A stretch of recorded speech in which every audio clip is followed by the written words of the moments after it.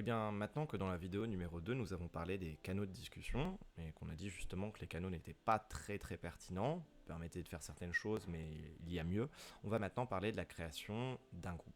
Alors pour créer un groupe, bon je l'avais déjà dit dans la toute première vidéo, qui était une vidéo de présentation du setup que j'allais utiliser, je suis sur deux comptes, un compte sur lequel je crée le compte en orange, les groupes ou canaux ou super groupes, et ensuite un compte utilisateur pour vous montrer à quoi ça correspond. Ici je vais vouloir créer directement un groupe, donc je vais aller dans nouveau groupe, on va décider par exemple d'ajouter une personne, donc ici mon compte utilisateur, très bien. Je vais lui donner un nom, donc du coup je vais l'appeler groupe test cette fois-ci. Nickel, pas un autre expression, on peut modifier la photo, rajouter des émoticônes, bref, vous faites le truc que vous souhaitez.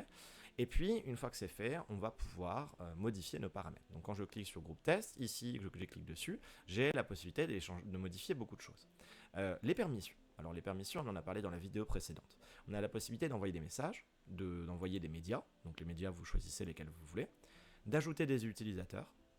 Moi, j'aurais tendance à laisser les trois, mais j'aurais tendance à retirer, épingler les messages et modifier les informations de l'échange. Pourquoi? Parce qu'il me semble beaucoup plus pertinent que ce soit les administrateurs qui aient la possibilité de réaliser cela, sinon ça va devenir le bordel.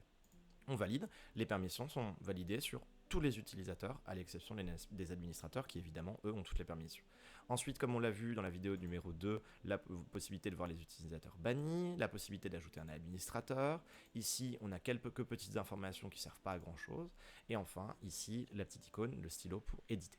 Alors, l'édit, bon bah voilà, type de groupe, on a un groupe qui est, on va le laisser en privé, de telle manière à ce qu'en fait, avec un lien d'invitation et ici le QR code, on puisse derrière en créer un QR code, le mettre sur une affiche, afficher cette affiche dans la ville ou bien lors d'un meet-up ou des choses comme ça pour que les gens viennent sur le Telegram. Donc là-dessus, on valide. Il y a même la possibilité, je ne l'ai pas dit, mais de révoquer le lien si finalement on souhaite switcher. Hop, je vais valider, nickel. Ensuite, en autre possibilité, historique de discussion absolument essentiel. Je suis rentré dans tous les groupes de discussion francophones et quelques-uns d'entre eux avaient ici l'historique en invisible. Ça veut dire que quand on arrive dans la discussion, on ne voit aucun des messages qui ont été postés avant, même les messages des administrateurs qui disaient coucou. Donc, absolument le mettre en visible, ça me semble essentiel.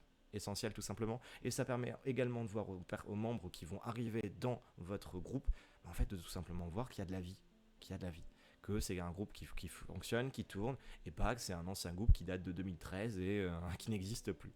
Les sujets, j'en parlerai après, dans la dernière vidéo de cette série, où je parlerai des super groupes avec des sujets. Ensuite, on a les réactions, donc la possibilité de mettre que certaines réactions, ou bien toutes, bon là-dessus à vous de voir. Les permissions, alors on en a parlé dans la vidéo numéro 2, et on en a reparlé juste avant, les permissions c'est les mêmes que tout à l'heure, éteindre les messages et modifier les informations. J'aurais tendance à vous dire de ne pas les utiliser. Les liens d'invitation, bon bah voilà, c'est exactement pareil. Les administrateurs, pareil, on peut en ajouter un nouveau. Et les membres, on a la possibilité de voir tous les membres. Ok. Bon, on va valider et puis on va voir un petit peu ce que ça donne concrètement pour l'utilisateur. Et bien en fait, c'est ni plus ni moins qu'un salon de discussion comme tous les salons qu'on connaît sur Messenger, sur WhatsApp, sur Discord, etc. Si en tant qu'utilisateur, on vient à poster un message, et bien derrière, en parallèle, en tant qu'utilisateur, dans groupe test, et bien on va voir le message. Et derrière, l'utilisateur a la possibilité lui aussi d'envoyer un message.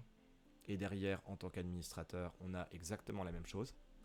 Hop, voilà, etc., etc. Alors le seul petit truc qui peut être intéressant là-dedans, et puis finalement ma vidéo va durer moins de 5 minutes sur les groupes parce qu'il n'y a pas plus à dire, c'est qu'on a la possibilité de modifier les permissions et de retirer le envoyer des messages et envoyer des médias.